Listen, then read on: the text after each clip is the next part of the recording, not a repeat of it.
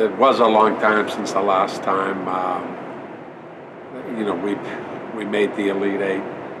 And the only thing that I thought of, at that time was how happy I was, for these kids,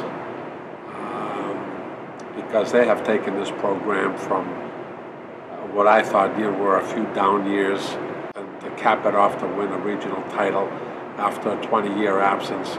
I felt so happy, and grateful, for these kids to get me back to a place where we thought it was, our place there for 3 years in a row in the 90s. I mean, it's like a dream come true, something we've worked for 4 years.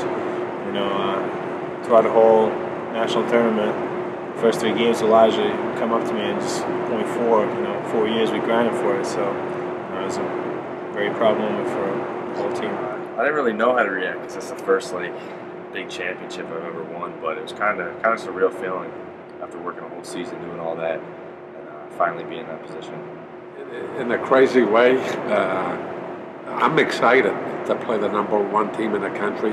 We did that when we played Philly Textile some years ago. They were #1 in the country and beat them down in Philly, believe it or not. Probably the best college game that I've experienced. And we also beat Bentley here at home when they were #1.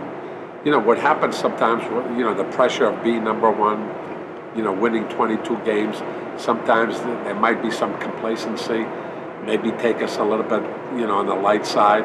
And that's something that we try to preach to the kids. Look, we have nothing to lose.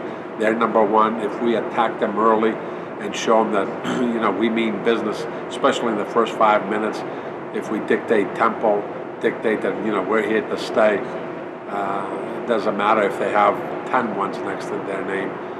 We're going to be in it. Every game we go into, we feel like we're not respected. University of Sciences game, all you heard about was Garrett Kerr. It was nothing about SNHU, really.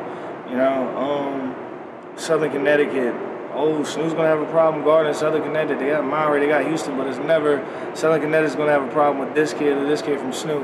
It's always the odds are against us, and I think that's better for us because we come out with a chip on our shoulder. I'm excited because we play some of the best defense in the country, and I don't think a lot of those teams in those conferences have played teams that play D like we do. So I think we got a real good chance. I think they play similar to Southern Connecticut too, which is just a little bigger, a little more athletic. But I think it's a real advantage kind of just playing back-to-back teams that are really similar. You just got to stop the fast break, just got to play defense every possession. Very similar to AIC and Southern in our league. Very athletic, they can shoot the 3, they can beat you off the bounce. It's a type of team that you can't get caught in the high 80s or low 90s and expect to win. That's their style, that's their game.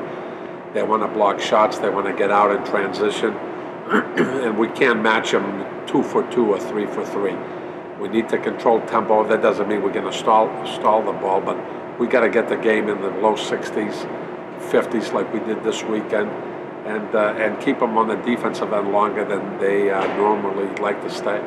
Controlling their transition offense, making sure they only get 1 shot and not multiple chances at the basket, because a lot of the games they won, I looked at, they had about 16 offensive rebounds, which is a ridiculous 32 extra points. You know what I mean? So it'll be controlling them in transition and making sure they only get 1 shot. I think the key is tempo, and we need to make some shots. Defensively, they're going to give you some looks. We can't get greedy and take the first open look. We need to get the best shot in that situation because they want to get out and long rebounds in transition. So certainly we're going to have some looks. We got to make some baskets early in the game, give ourselves some confidence, and then we got to keep them from getting second and third shots.